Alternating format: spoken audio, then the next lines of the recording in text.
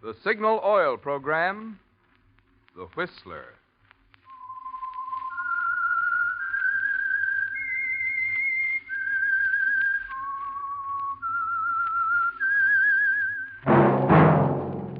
That whistle is your signal for the Signal Oil program, The Whistler.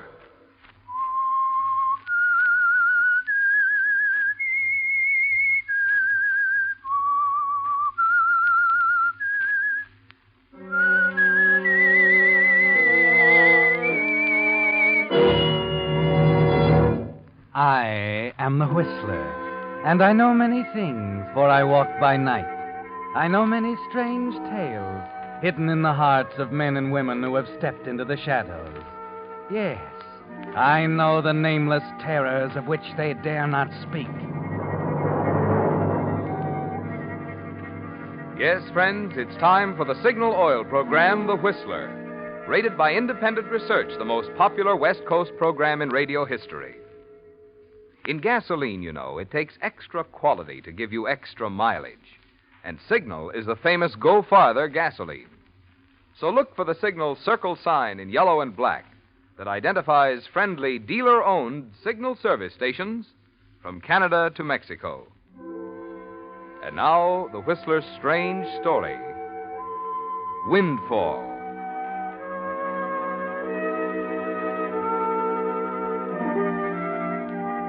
The man stood at the railing of the Jefferson Bridge, looking over the rail, hesitant, undecided. In a way, it was a foolish move, but on the other hand, he didn't know. He finally made up his mind, put his foot on the rail, and then stopped suddenly at the sound of steps. Oh. Good evening, officer. What's the matter, buddy? Nothing. I was just looking at the view. Thought you might be planning something foolish. Whatever gave you that idea? Well, it's been done before, not far from this spot. I better be getting on. So long. So long.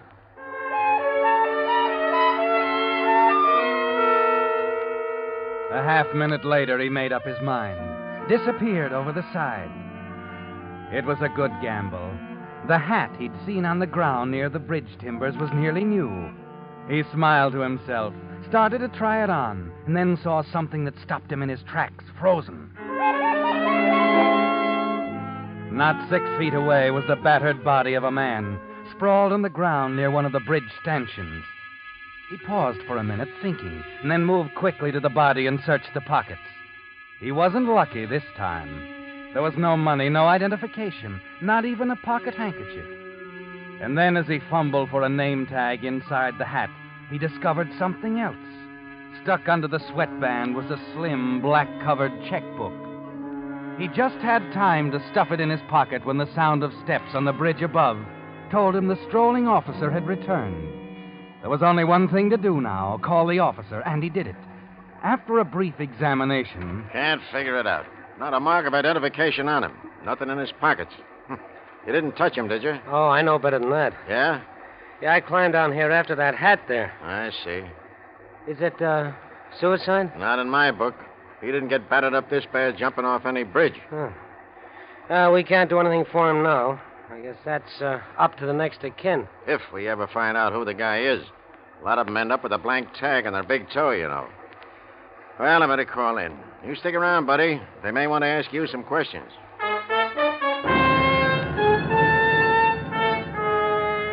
And that's how it began, Ted, with a dead man and a checkbook. Later, when you're alone, you examine it closely. Find it's a standard one in a local bank, with 7 stubs showing large withdrawals.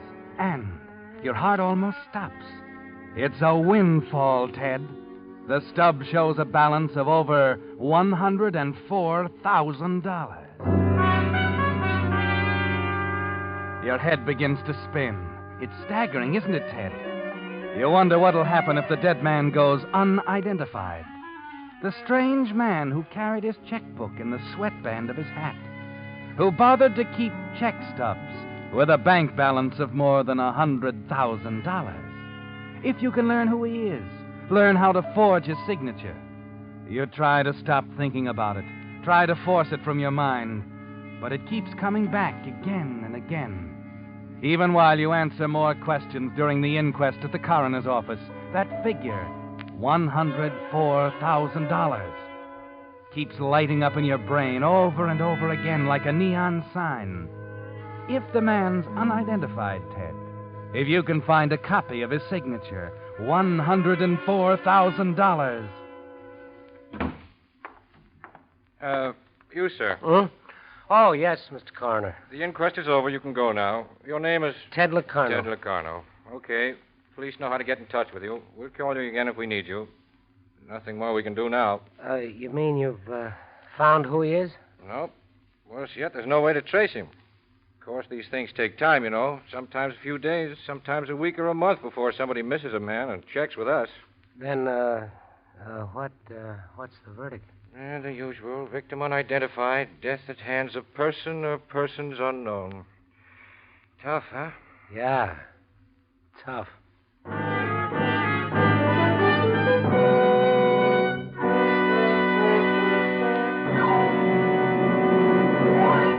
With the prologue of Windfall, the Signal Oil Company is bringing you another strange story by The Whistler. But now, since this spring marks the 25th anniversary of Signal Oil, it's interesting to look back on a formula for serving you better that Signal has followed ever since the very beginning. First of all, Signal products have always been sold only through dealer-owned stations. The reason? Signal believes that a man with his own money invested in his own business has extra incentive to give your car more conscientious, more thorough service that spells long, trouble-free miles.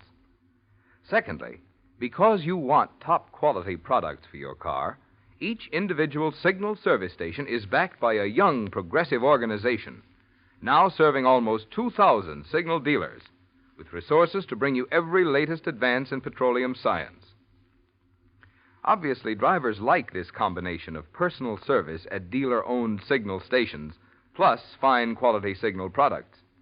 For Signal has grown and grown, year after year, from a mere handful of stations serving Southern California to an organization now serving 6 western states from Canada to Mexico.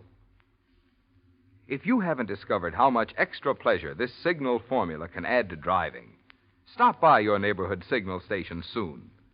See for yourself why, every day, more and more drivers are joining the switch to Signal. And now, back to the Whistler.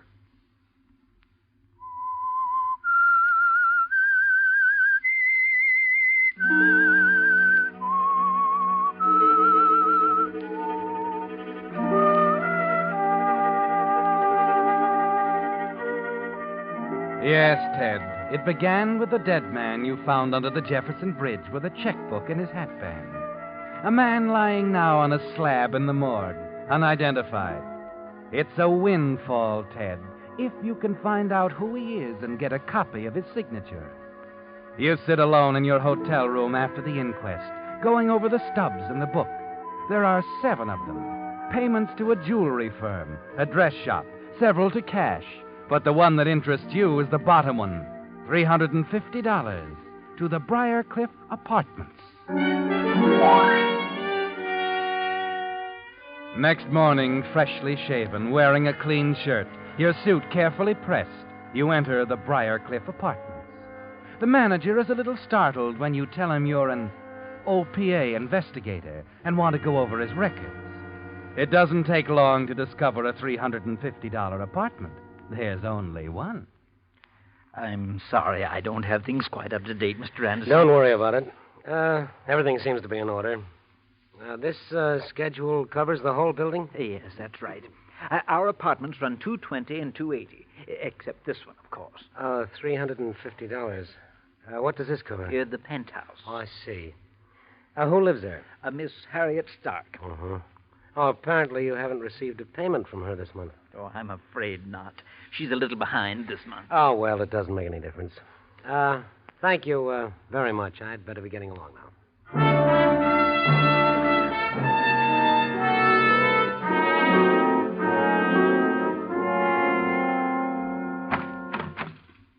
How do you do? Miss Stark?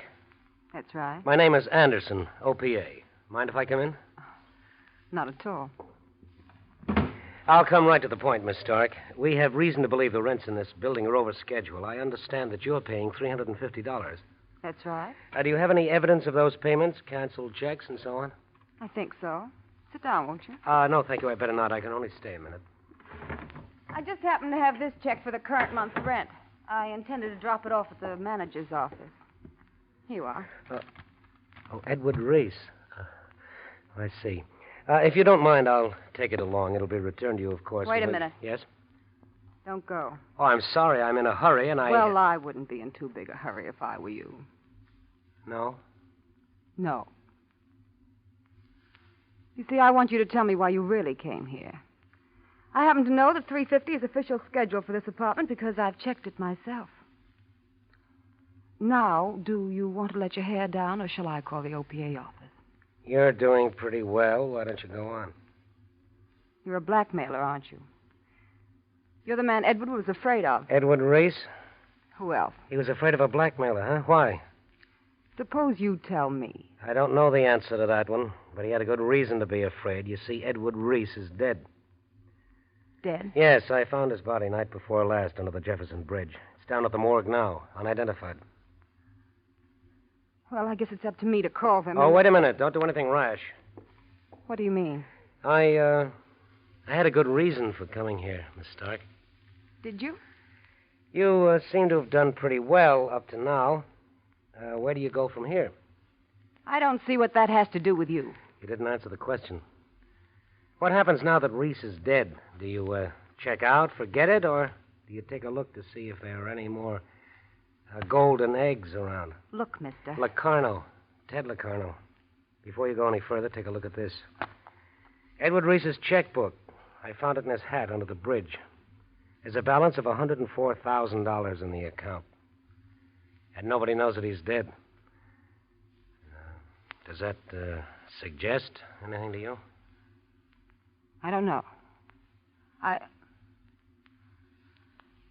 We couldn't get away with anything like this. Thanks, baby. You just passed the exam. Only one thing bothers you, doesn't it? Can we get away with it? I don't know. Answer that one, will you? Can we get away with it? That's all that matters to you now, isn't it? Yes. That's all that matters. Good. Let me see that check again. Edward Reese. Standard Spencerian. Probably picked it up in the 5th grade and never changed it. I'll have that signature down cold in 24 hours. You're pretty sure of yourself. All I need is a little practice. Sure. But how about that body in the morgue? What if someone identifies it? So it's a gamble. I don't know about you, but with a payoff like that, I'll take a flyer. We hold off a few days. If no one tags him, we go move in. It's as simple as that. Is it? Now, what's bothering you? Oh, I'm just wondering. I know. You're wondering what's to prevent you from learning to forge that signature and draw checks on the account yourself. Maybe. Well, there's only one thing. That's me. This is a two-way deal, baby. Let's have that understood right now. Okay? Okay.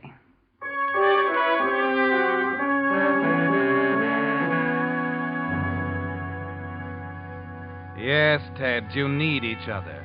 But there's plenty to share. $104,000. You spend all that night practicing the signature. Over and over, you write the name Edward Reese. 10 times, 100, 1,000. By morning, you can sign the name as if it were your own. And with a little luck, it might as well be. You leave your room and buy a newspaper. Scan it hungrily as you gulp your coffee. On page 6, in the lower right column, you find an obscure item that almost knocks you over. You can't wait to get to Harriet. Let her read it, too. The battered body found beneath the Jefferson Bridge was identified last night by Mrs. Rosa Montalvo. Oh. Read on. Rosa Montalvo, who told police it was that of her husband, Jerry. Ted, they think Reese is Montalvo. Yeah, that makes everything perfect. It's clear sailing now, and we can take our time. Edward won't be missed for weeks, Ted. He never let people know when he came to the city. Yeah, there's one thing, his bank statements. Is there anyone they go to? No, it's a separate account. The statements are sent to a post office box. I have the key. Mister, all you have to do now is start writing checks. The desk's right over there. Oh, wait a minute. It's not that easy. We're not breaking into a piggy bank. I thought you said yourself they think he's alive. Oh, look, sweetheart, you don't just walk into a bank and try to cash a check for $10,000. The teller would jump out of his cage. But... It's a business of transferring credit from one account to another. We got to work for this, baby. Set up phony corporations, letterheads, statements, invoices, right down the line. You seem to know your business. They call me the bright boy who never got a break. I got one now. Well, what's our next move? Well, we'll need some cash to get things started. How much you got on hand? Not much. The check stubs say different. I live well. It goes fast. Oh. How much is not much? About $85. Yeah, you do live well. All right, we'll have to take a chance. You think the bank would hold still if you tried to cash one of Reese's checks for $1,000? I don't know. I've never Well, tried. you'll know tomorrow. It's a gamble, but we got to try. Meanwhile, I can use about 20 of that $85 of yours. How about it? Okay. Until tomorrow.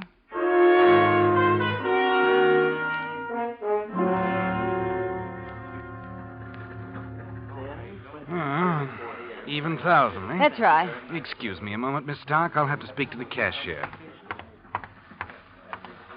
Yes, Austin? Miss Stark over there. She wants to cash this, sir. Miss Stark? Oh, yes. Well, Reese's account is good for it. Then it's all right? I think so. Here, I'll initial it. Thank you, sir.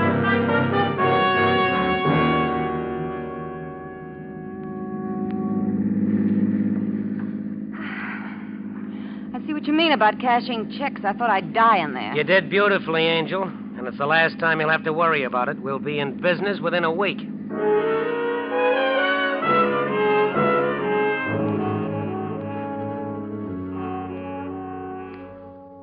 See, it's like I told you last week, baby. We're in business. It wasn't easy. Establishing identity in a bank is a neat trick, but I made it.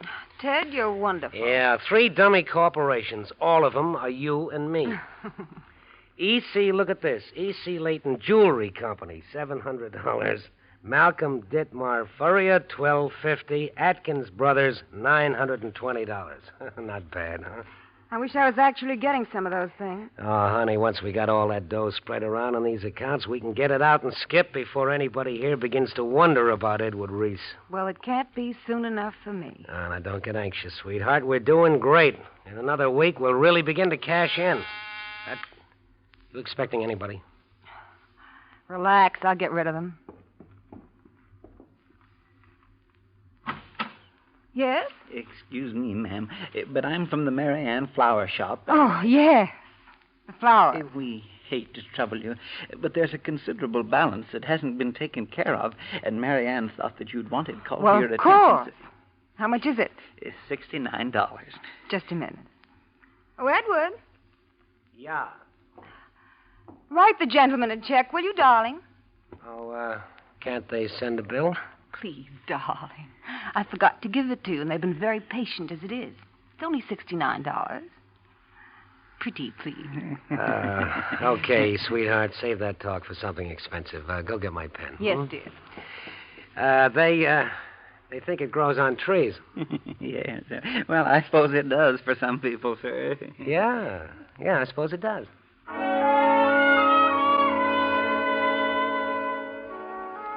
Yes, Ted, it does grow on trees. At least for you and Harriet. Everything's going smoothly so far. Perfect. You're able to relax, to feel more sure of yourself. It's almost as if you are Edward Reese. Not only because of the money, but a growing interest in Harriet. She's an exciting girl, isn't she, Ted? Very exciting. Perhaps that's why you're thinking so much about your appearance lately. Why you walk into a clothing store near the end of the week and get fitted for a new suit. The clerk is gone for some time after you make your purchase.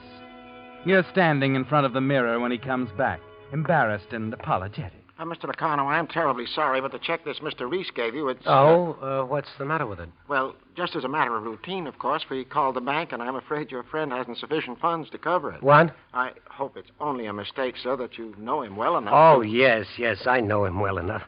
And I'd better go and see him right away.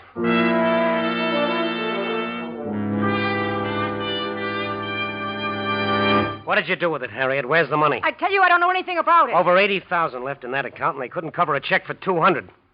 That wasn't smart, baby, not at all. I don't know what you're talking about. No? Then why the suitcase?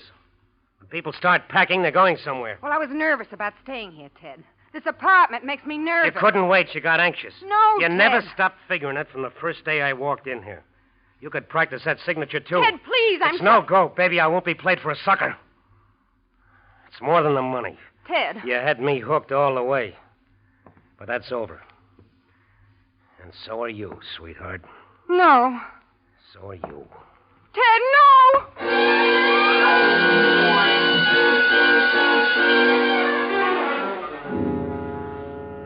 You stand there for a moment looking down at her like a man in a nightmare. The red rage in your mind slowly subsiding, leaving you free to think. And you have to think fast, Ted. So you got that money somehow, you're sure of it. It's here in the apartment somewhere. You go through the half-packed suitcase first, and then tear a room apart, searching frantically. You've almost combed the apartment when... The door. Someone's at the door. You walk quickly through the kitchen to the trade entrance, let yourself out cautiously, glance down the corridor to the front door. The little man from Mary Ann's flower shop is standing there patiently. You slip around the corner, down the fire stairs, and out of the building. 20 minutes later, you're entering the dingy lobby of your hotel. The man at the desk looks up nervously, and a moment later, you know why, when a plainclothesman moves up quickly. Ted Locano? Yes? They want to talk to you down at headquarters. Well, what's the matter? I haven't... Just routine. Some questions about that guy you found under the bridge. They've arrested a suspect. Oh. Oh, well, look, do they have to talk to me? I've got an It appointment. won't take long, buddy. But I've told them all I know. They want to hear it again. Okay, but let's make it quick, huh? I got a car right outside. The whole thing shouldn't take more than an hour.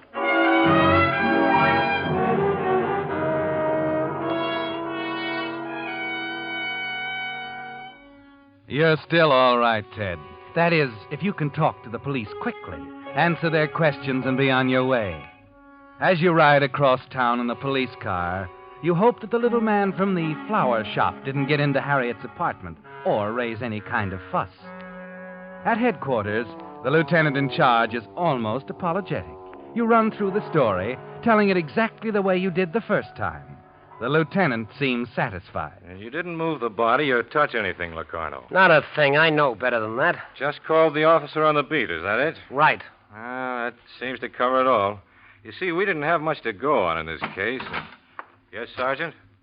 We still haven't been able to talk to the stock dame. We've called, and Conway's been over to her apartment twice.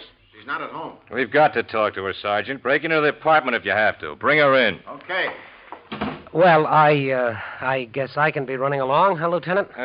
Just one more thing, Locarno. There's a stenographer in the next room here.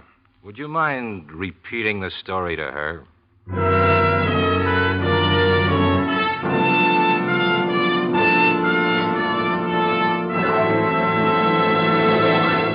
The Whistler will return in just a moment with the strange ending to tonight's story. Right now, however, I'd like to say a word about the current trend back to good old-fashioned value in buying. Frankly, we at Signal are delighted to see this. After all, Signal gasoline, the famous Go Farther gasoline, has long been the choice of drivers who appreciate extra value, and for two good reasons. One, of course, is Signal's good mileage. And number two is the thing which makes that good mileage possible: Signal's superior performance. Here's what I mean. In order to put that thrilling knock-free power back of your accelerator, Signal gasoline has to help your motor run more efficiently. And when your motor runs more efficiently, naturally you enjoy extra mileage. So you see, mileage is the result of the same features a gasoline must have to give you superior performance. That's why Signal says, in gasoline, it takes extra quality to go farther. And remember, Signal is the famous Go Farther gasoline. And now, back to the Whistler.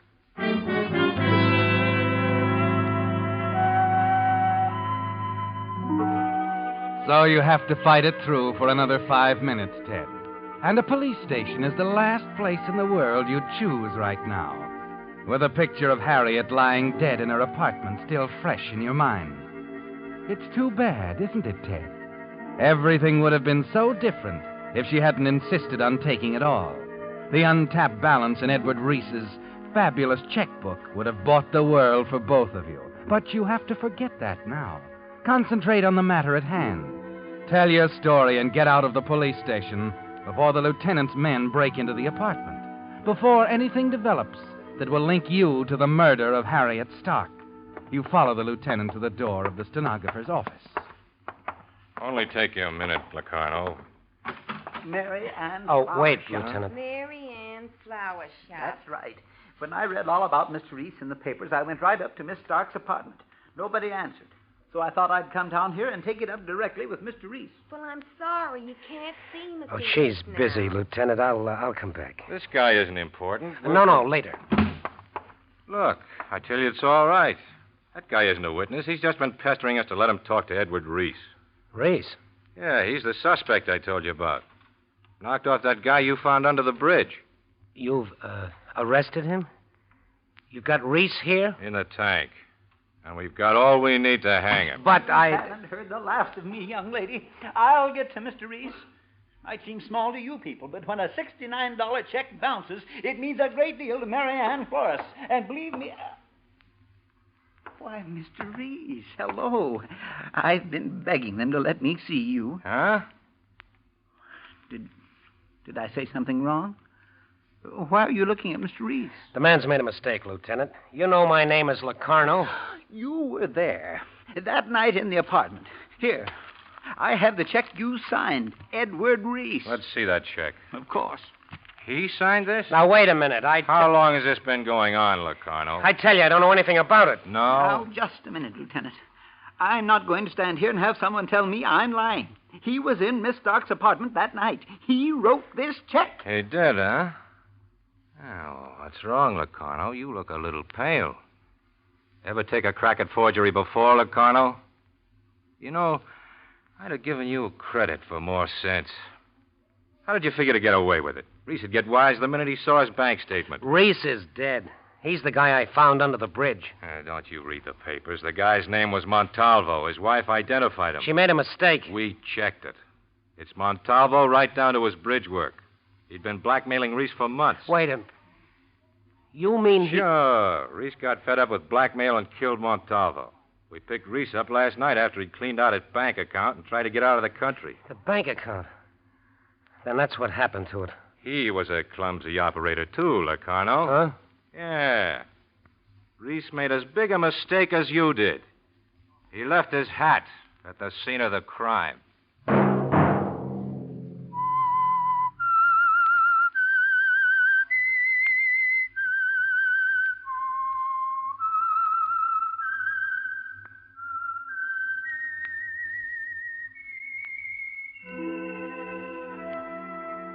Let that whistle be your signal for the Signal Oil program, The Whistler, each Monday at 8.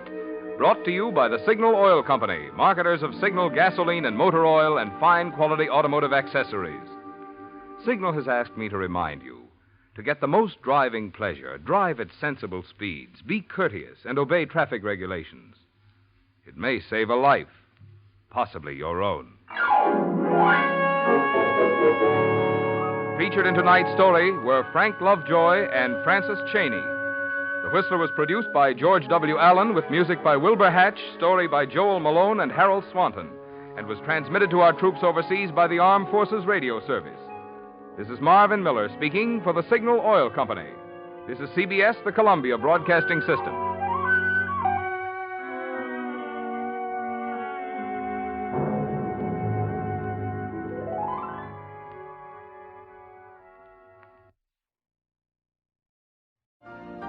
You've been listening to the OTR Gold Network. Find more classic radio at otrgold.com.